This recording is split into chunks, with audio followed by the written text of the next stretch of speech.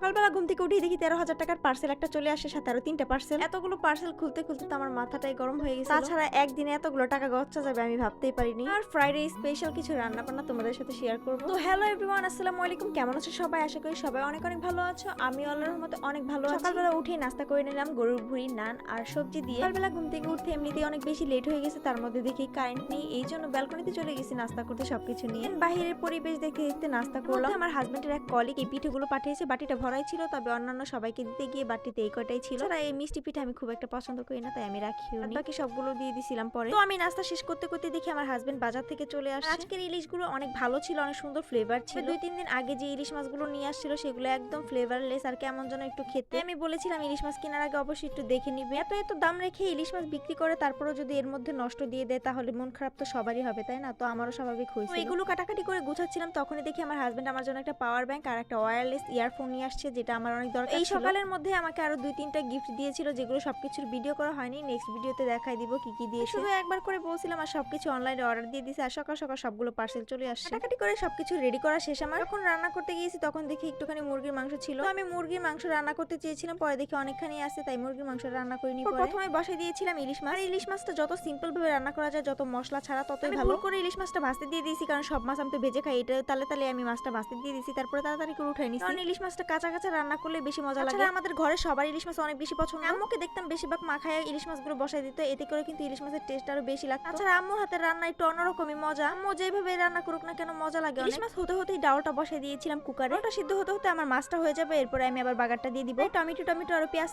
যা যা লাগে সবকিছু দিয়ে আমি ডালটা বসাই দিয়েছি। এর মধ্যে কিন্তু আমার ইলিশ মাছটা রান্না করা শেষ। রান্না করতে করতে আমার সেই 13,000 টাকার পার্সেলটা চলে আসছে। এটা দেখে তো এমনিতে মনে মনে খুশি হচ্ছিলাম আর অনেক বেশি রাগও হচ্ছিল, কারণ এটা আসার কথা ছিল আরো কিছুদিন পরে, তো আগে চলে আসে, তার মধ্যে 13,000 টাকা। এরপর আর কি করা, পার্সেল তো রিসিভ করতে হবে। তারপরে পার্সেলটা রিসিভ করে ফেললাম। আমি রান্না বান্না নিয়ে এত ব্যস্ত ছিলাম যে ডিটেইলসে ভিডিও করিনি কোনো কিছু। কি জিজ্ঞাসা করতে পারো যে 13,000 টাকার পার্সেলে কি ছিল? ওগুলোর মধ্যে আমার 3 পিস ছিল। যাই হোক, পার্সেল রিসিভ করতে করতে কিন্তু আরো 2টা পার্সেল আসছিল, যেগুলো আমার হাজবেন্ড আমাকে গিফট করেছিল। ভিডিও আমি নেক্সট ভিডিওতে দেখাই দিব। 3টা ড্রেস সহ আর একটা রামদানা বটি যেটা বলে ওইটা দিয়েছিল আমাকে, আমার কাটাকাটি আরো বেশি সুবিধা হয়। এর মধ্যে আমি গরুর মাংস বসাই দিয়েছি, আর গরুর মাংস কিন্তু অলরেডি রান্না করা শেষ। রান্না বান্না করে খাওয়া দাওয়া শেষ হয়ে গেছিল, আর এই ফুচকা বানিয়েছিলাম সন্ধ্যার নাস্তায়। ফুচকা কিন্তু আমি একটু ভালোই বানাতে পারি, আমার হাতের ফুচকা কিন্তু অনেক বেশি মজা। এছাড়া ফুচকা খেতে আমি অনেক বেশি পছন্দ করি। মনে হয় প্রত্যেকটা মানুষই ফুচকা খেতে অনেক বেশি পছন্দ করে, তো মেয়েরা না ছেলেরাও অনেক বেশি ফুচকা পছন্দ করে। আমার হাজবেন্ডই তো ফুচকা অনেক বেশি পছন্দ করে। বর্তমানে আছি ভাঙ্গায়, এখানে সাভারের মতো অলিতে গলিতে সব ধরনের ফুচকা পাওয়া যায় না। ফুচকা পাওয়া গেলেও খুব একটা মজা লাগে না, তার উপরে অনেক বেশি দাম রাখে। আমরা কিছুদিন গিয়ে খেয়েছি, কিন্তু আমাদের কাছে খুব একটা ভালো লাগে। আমার যখনই খেতে ইচ্ছে করে তখন আমি বাসায় বানাই, এতে করে ইচ্ছা মতো মন মতো খেতে পারি, একদম যত খেতে ইচ্ছে করে। আমি নিজে হাতে ফুচকা বানালে অনেক বেশি মজা হয়, এটা আমার বাড়ির সবাই বলে। বাসার সবাই ছাড়াও বাহিরে যারা যারা আমার হাতে ফুচকা খেয়েছে তারাও আমার অনেক বেশি প্রশংসা করেছে। গত